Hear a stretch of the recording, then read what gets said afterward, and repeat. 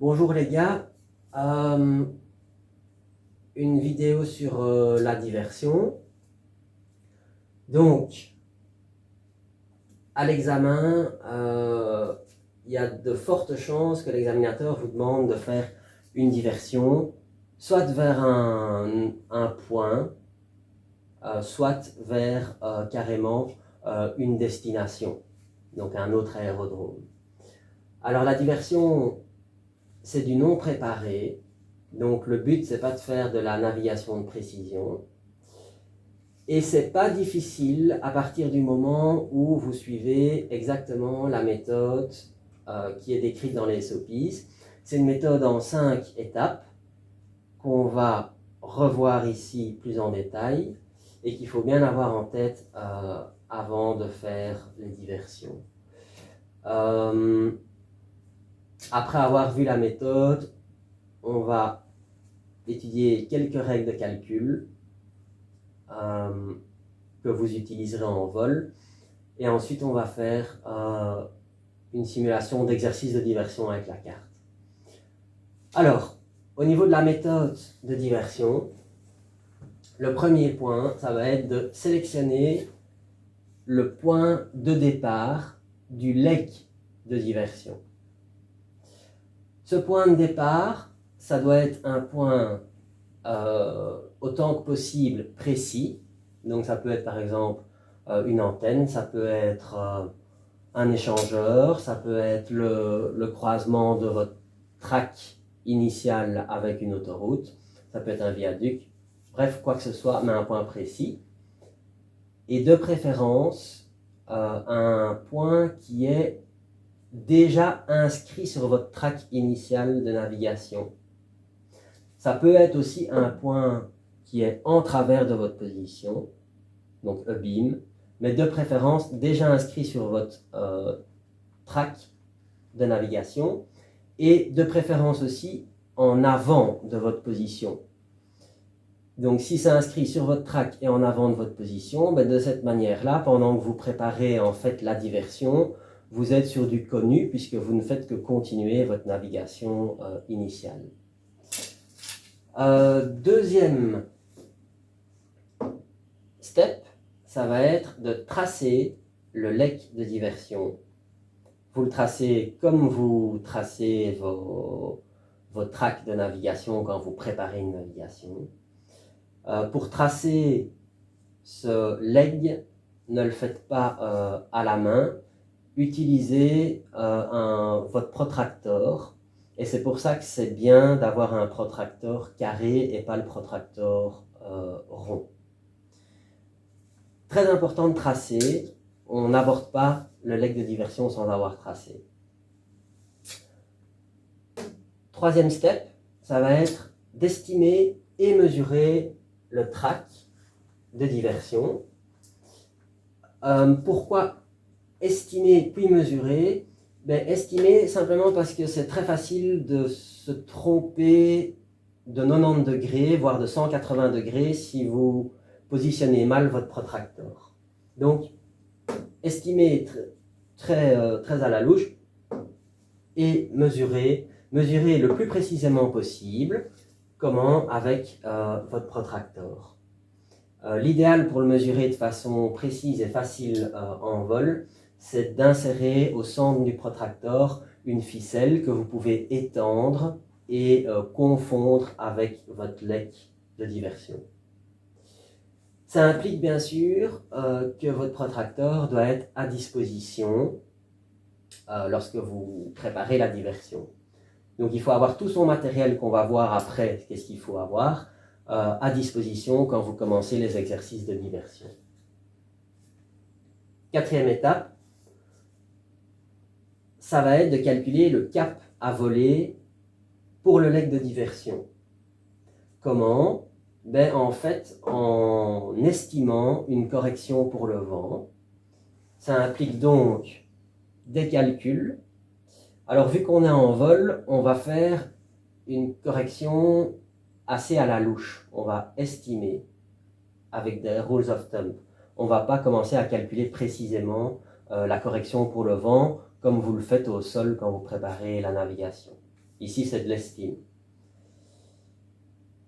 Cinquième étape, ça va être de mesurer la distance du leg de diversion et de calculer le timing. De nouveau, pour le calcul du timing, on va utiliser des petites règles faciles au niveau vol. Donc, voilà toute la méthode. L'idée, c'est que à partir du moment où l'examinateur ou l'instructeur vous demande diversion vers tel point, c'est que après 1 minute, vous soyez capable de sortir 2 choses, un cap à voler pour le leg de diversion et un timing, c'est-à-dire on arrivera à telle heure au-dessus du point final de diversion. Au niveau des règles de calcul à avoir en tête pour la partie vol, il y a d'abord la correction pour le vent qui permet d'obtenir le cap à voler pour faire le track de diversion. Les facteurs qui sont repris ici, en fait, c'est une combinaison de règles de calcul qui font intervenir la vitesse de l'avion, à savoir que pour le 172, on vole 100 nœuds en navigation, qui font aussi intervenir ce qu'on appelle le speed number, on verra ce que c'est après, et qui fait intervenir un facteur à l'estime de trigonométrie pour tenir compte de la direction du vent. Alors, en combinant toutes ces règles-là, on peut dire que si on vole à 100 nœuds, on a les facteurs suivants de correction. L'avion vole un track 360. Si le vent se situe dans une direction en déant les 30 degrés par rapport au track, le facteur de correction c'est 1/3. En déant 30 à 60 degrés, on peut considérer 1/2. Et au-delà de 60 degrés, donc full cross, à ce moment-là c'est 3/4. Donc par exemple, si le vent est de 20 nœuds et qu'il est à 45 degrés par rapport à votre track, le facteur pour 45 degrés c'est 1/2.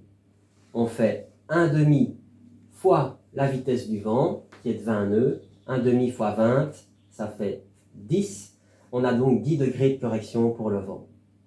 Donc si ça c'est le lek de diversion, c'est un track 360, et bien avec un vent de 45 degrés 20 nœuds, on aura 10 degrés de correction, donc on va voler un cap corrigé pour le vent de 0,10. Donc on vient de voir la première correction à appliquer, qui est la correction pour le cap. Ce qui nous reste maintenant à computer en vol, c'est la distance et le timing. Alors, pour la distance, un doigt, ça correspond à 2 nautiques. Donc si vous avez des doigts normaux, pas des doigts de boucher ni des doigts de pianiste, normalement, un doigt, c'est 2 nautiques. Donc quand vous avez un leg, ben, vous positionnez vos 4 doigts, et vous savez que 4 doigts, ça va faire donc 8 nautiques. Donc voilà, un doigt, 2 nautiques. Donc ça va assez vite de calculer la distance.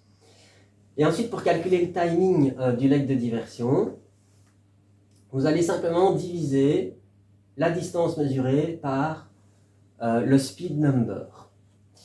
Alors, le speed number, en aviation, en fait, c'est une autre expression de la vitesse de l'avion. C'est une expression de la vitesse qui est beaucoup plus utile, dans le sens où le speed number, c'est en fait votre vitesse en nautical miles par minute. Donc, si par exemple, vous avez une grande speed de 60 nœuds, ça veut dire que vous faites 60 nautiques en 1 heure, donc vous faites 60 nautiques en 60 minutes, et donc votre vitesse en nautical miles par minute, c'est 1 nautique par minute, et donc votre speed number, c'est 1. Si vous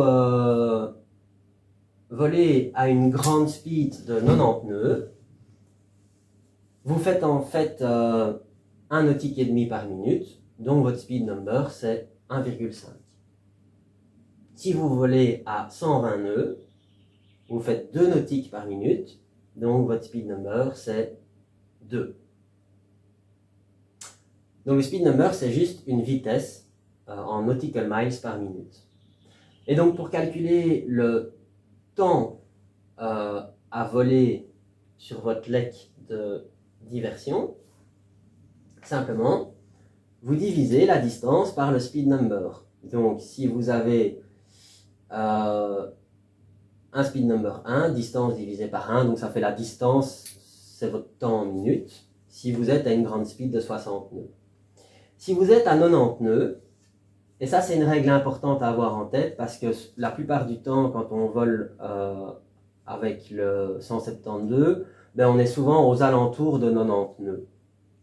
Donc, à ce moment-là, on a un speed number de 1,5, et diviser la distance par 1,5, c'est pas chouette pour le cerveau. Donc, le plus facile, c'est de multiplier la distance par 2 tiers, ce qui revient en fait à diviser par 1,5.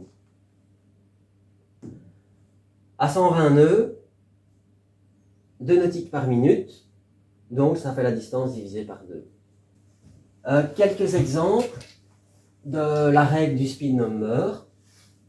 Imaginons que vous volez avec le 172, donc vous avez une tasse de 100 nœuds pour la navigation, et vous avez un vent de face qui est super fort, genre 40 nœuds de vent de face. Eh bien, votre vitesse sol, si vous avez 40 nœuds de vent de face, vous volez à 100 nœuds de vitesse R, ça va donc faire une grande speed de 60 nœuds, plus ou moins. Et donc à ce moment-là, le timing, c'est la distance divisée par le speed number, donc divisé par speed number 1 pour les 60 nœuds. Donc si vous avez 10 nautiques, ça va vous prendre 10 minutes. Si vous n'avez pas de vent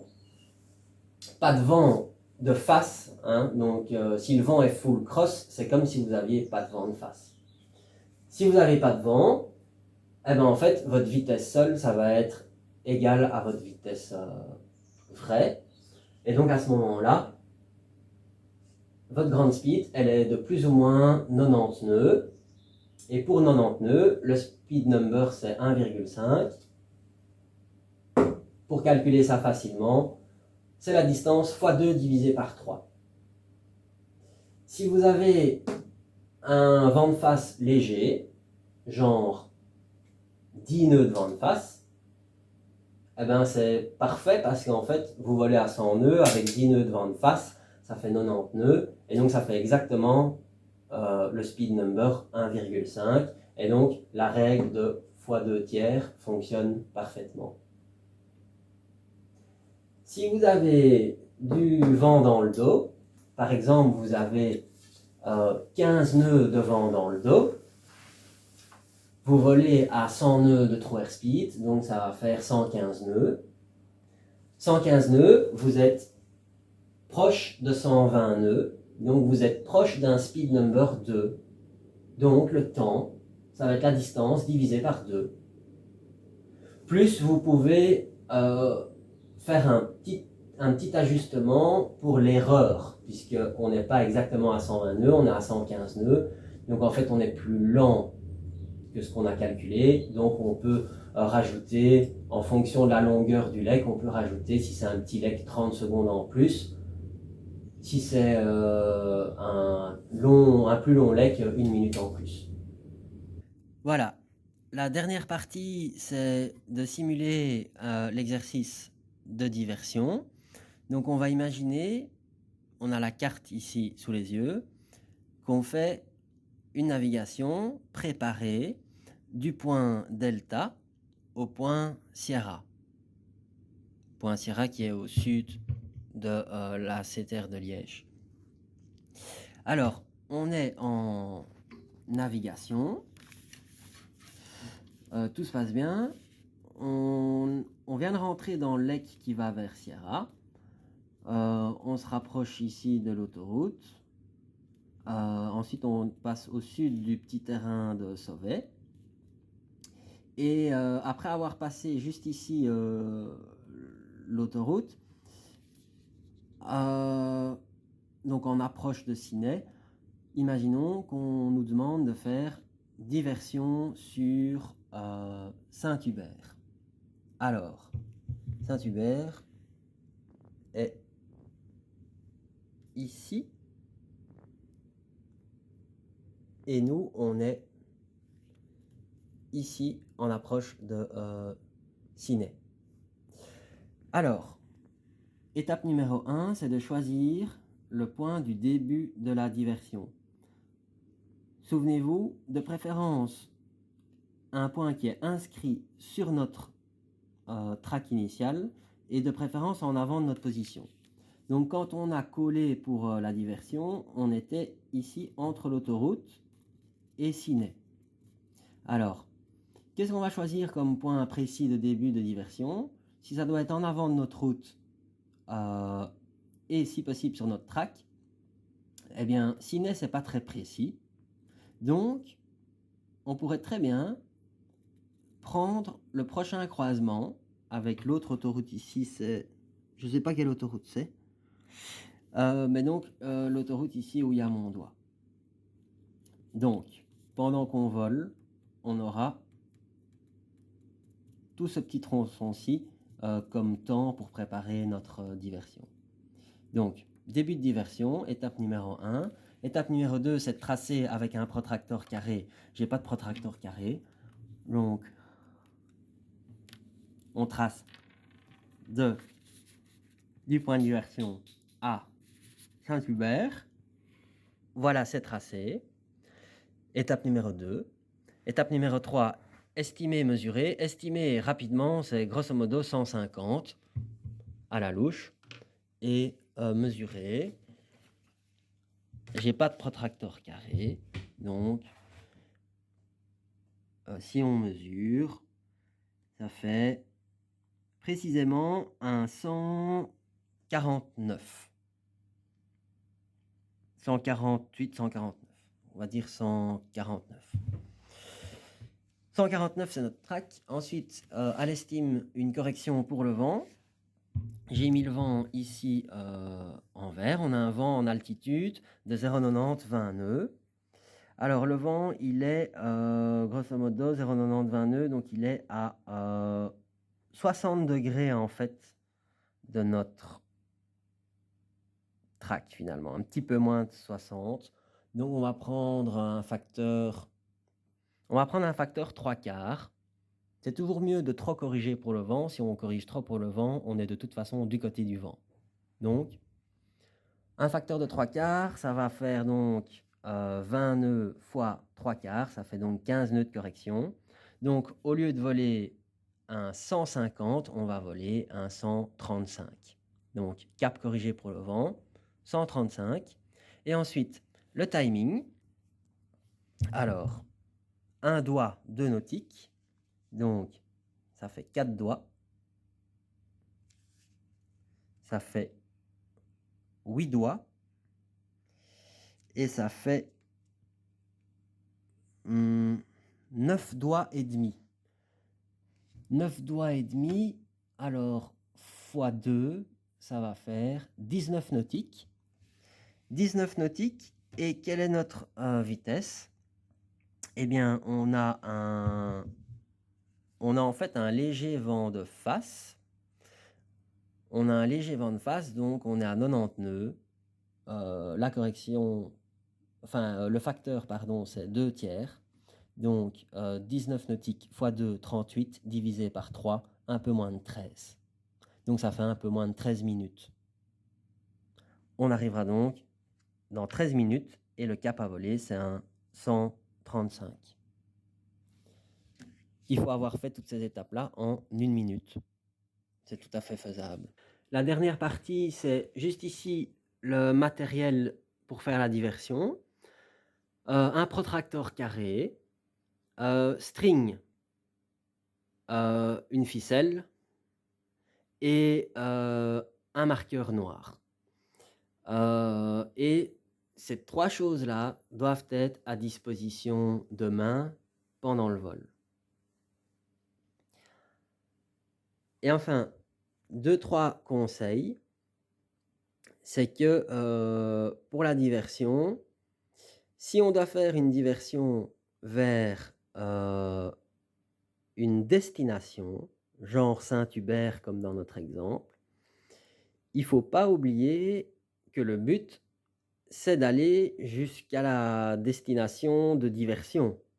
Parce que souvent, les élèves, quand on demande l'exercice de diversion, ils font bien l'exercice de diversion d'un point de vue navigation, mais en négligeant le reste. Le reste, à savoir que pour aller à Saint-Hubert, il va falloir monter en altitude, il va falloir contacter 5 minutes avant, il va falloir se préparer mentalement à l'intégration du circuit, etc.